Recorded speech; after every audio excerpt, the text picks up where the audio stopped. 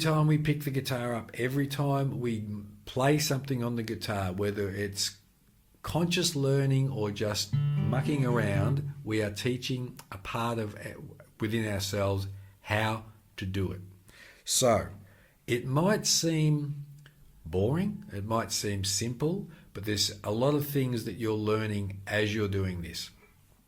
And the biggest learning curve here is you're learning rhythm, and not learning it up here. You're learning to feel and get your timing perfect. So it becomes unconscious. And that's, again, if you've watched any of my other videos or you've done any sessions with me, the greatest skill you can acquire is to have a perfect unconscious rhythm.